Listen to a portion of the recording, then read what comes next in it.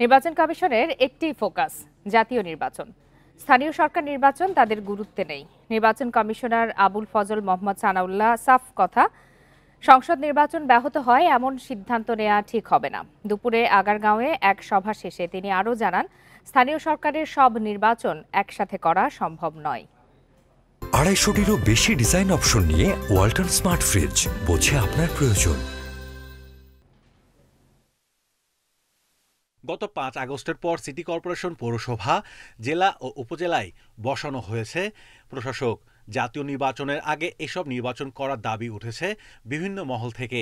এছাড়া একই দিনে সব স্থানীয় সরকার নির্বাচন চায় স্থানীয় সরকার সংস্কার কমিশন। নির্বাচন কমিশনের সভায় গুরুত্ব পায় এসব ইস্যু।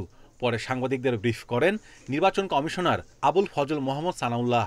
বলেন, জাতীয় ও স্থানীয় নির্বাচন একসঙ্গে করা বাস্তবসম্মত নয়, এমনকি একই দিনে সব স্থানীয় নির্বাচনও সম্ভব নয়।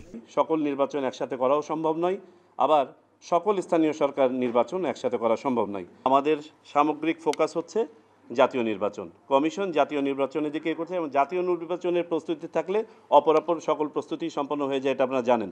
জাতীয় নির্বাচন করতে হলে তার আগে কিন্তু আমাদেরকে একটা রিঅ্যাকশন টাইম দিতে হবে। তখন এমন কোনো ইভেন্ট আসা ঠিক হবে না যেটা জাতীয় নির্বাচনকে আপনার ব্যাহত করে। এক প্রশ্নের জবাবে কমিশনার বলেন, জাতীয় পরিচয় নিবন্ধন আইন 2010 বাতিল করে 2023 সালে একটি আইন করা হয়। এতে এনআইডি ইসি থেকে স্বরাষ্ট্রে যায়। এটি কমিশনের সাংবিধানিক দায়িত্বের সাথে সাংঘর্ষিক।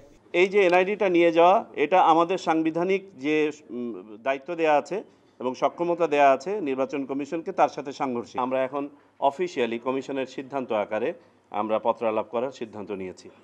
এরই মধ্যে শেষ হয়েছে ইভিএম প্রকল্প। এখন যে মেশিনগুলো আছে সেগুলোর দায় নেবে নির্বাচন commission. Mahmudul Hasan, independent news, Dhaka.